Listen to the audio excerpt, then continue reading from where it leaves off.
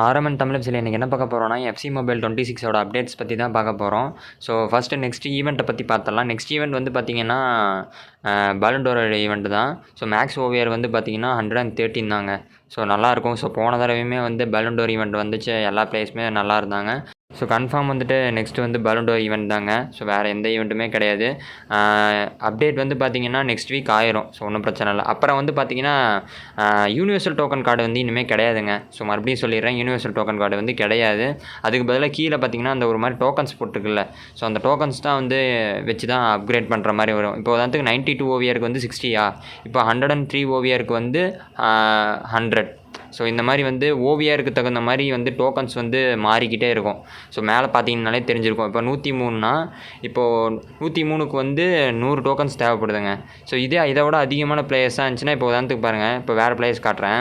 இப்போ வந்து 107னா 120. ஸோ இந்த மாதிரி மாறிக்கிட்டே இருக்கும். ஸோ அக்யூரேட் கிடையாது டோக்கன்ஸு, பட் வந்து இந்த மாதிரி ஓவியர்ஸ்க்கு தகுந்த மாதிரி டோக்கன்ஸ் வந்து மாறிக்கிட்டே இருக்குங்க, அதிகமாகிட்டே இருக்கும். ஸோ இந்த மாதிரி தான் வந்து எஃப்சி 26 அப்டேட்க்கு அப்புறம் இந்த மாதிரி தான் டோக்கன்ஸ் வச்சு தான் மாற்றுற மாதிரி இருக்கும். யூனிவர்சல் டோக்கன் கார்டு என்ன ப்ரூவ் பண்ணுறது அப்படின்னு கேட்டிங்கன்னா, ஸோ அதை பற்றி இன்னும் பெருசாக டீட்டெயில்ஸ் வரல. மேபி அதை எக்ஸ்சேஞ்ச் பண்ணுற மாதிரி இருக்குமா இல்லை என்னன்னு தெரிலங்க.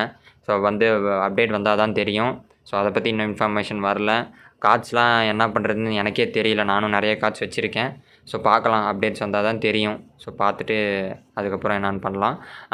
இன்னொரு விஷயமும் அதே சமயம் வந்து சேஞ்ச் பண்ணியிருக்காங்க. சேஞ்ச் பண்ணல, ஆக்சுவலாக இன்ட்ரடியூஸ் பண்ணியிருக்காங்க. ஸோ என்ன விஷயம்னு பார்த்தீங்கன்னா ஃபார்மேஷனுங்க. ஸோ நிறைய ஃபார்மேஷன் வந்து நெக்ஸ்ட் அப்டேட்டில் வந்து விட்டுருக்காங்க. ஸோ ஃபர்ஸ்ட்டு வந்து இந்த ஃபார்மேஷன் பார்த்தலாம், 3-3-4 ஃபார்மேஷன். ஸோ ஆல்ரெடி இந்த ஃபார்மேஷன் இருக்கும், பட் இது கொஞ்சம் வைடாக இருக்குது. ஸோ பார்த்திங்கனாலே தெரியும். ஸோ இது கொஞ்சம் வைடாக இருக்குது. அதேமாதிரி அட்டாக்கிங்க்கு இந்த ஃபார்மேஷன் நல்லாயிருக்குங்க. இந்த மாதிரி நிறைய ஃபார்மேஷன் வந்து எஃப்சி 26 வந்து விட போகிறாங்க. ஸோ அதில் இது ஒரு ஃபார்மேஷன் கம்பல்சரிங்க. இது ஒன்று நோட் பண்ணிக்கோங்க. அப்புறம் இன்னொரு ஃபார்மேஷன் வந்து பார்த்திங்கன்னா 1-2-3-4 ஃபார்மேஷன். ஸோ இந்த ஃபார்மேஷன் வந்து புதுசு. ஸோ நீங்கள் பார்த்தாலே தெரிஞ்சிருக்கும்.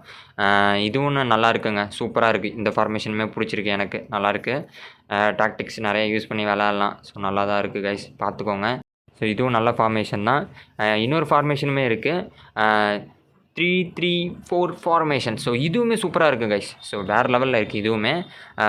மேபி நம்ம யூஸ் பண்ணி பார்த்தா தான் தெரியும். ஸோ எந்த ஃபார்மேஷன் ஒர்க் ஆகுதா இல்லையா அப்படிங்கிறத பார்த்து.